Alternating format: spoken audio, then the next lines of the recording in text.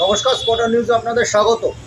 বাইচুং ভুটিয়া আজকে মিসাইল ছুঁড়েছেন এই কলকাতা ক্রীড়া সাংবাদিক ক্লাব থেকে এআইএফের প্রেসিডেন্ট কল্যাণ চৌবের বিরুদ্ধে। ইঞ্চিতে সমালোচনা ছিল।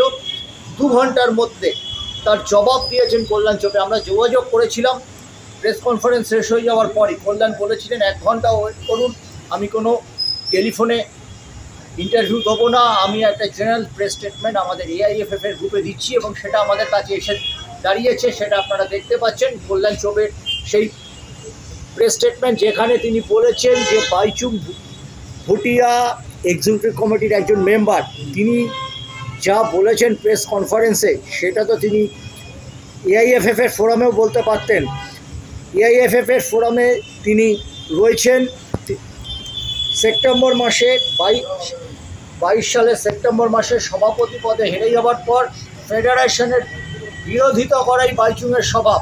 তিনি মিটিংয়ে আসেন, তিনি আর্গুমেন্ট করেন, তিনি কোনো কিছুই কংক্রিট প্রপোজাল দেন না। আজকেও কিন্তু তিনি কোনো কংক্রিট প্রপোজাল দেন না। অনেকটাই তিনি আক্রমণ করেছেন, ঠিক আছে, কিন্তু এটা করে Baichung Bhutia all India football ফেডারেশনের যে ইমেজ তাকেই কালিমামুক্ত করেছেন। আমাদের দুটি স্লোগান আছে, সেই দুটি স্লোগানই আমরা ফলো করব।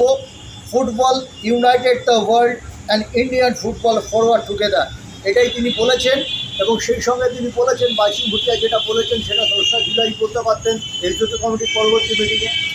তিনি অনেক কথাই 11ই জুনের এক্সিকিউটিভ কমিটির মিটিংয়ে বলে গেছেন, কিন্তু পুরোটাই ফেডারেশনের ইমেজের পক্ষে ক্ষতিগ্রস্ত। তিনি কিন্তু তার কাউন্টার একেবারে খুব দ্রুততার সঙ্গে করলেন।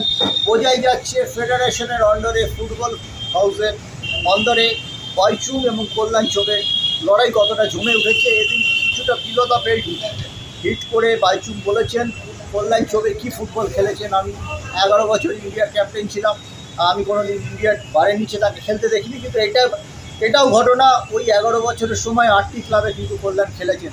তিনি তাকে জিপসি ফুটবলার বলা হতো। তিনি ঘুরে ঘুরে খেলেছেন, কোনো ক্লাবে তিনি বেশি দিন খেলেননি।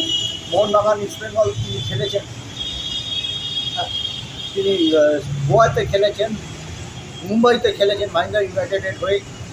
সেই জন্য আগামী দিনে এই 2 ফুটবলারের লড়াই, নিশ্চয়ই বাইচুং ভুটিয়ার কন্ট্রিবিউশন ফুটবলার হিসেবে একটু হলেও বেশি আছে কল্যাণের, এটা আমরা অস্বীকার করছি না। কিন্তু কল্যাণকে তিনি যেভাবে হিট করেছেন ফুটবলার হিসেবে, সেটাও কিন্তু মেনে নেওয়া যায় না।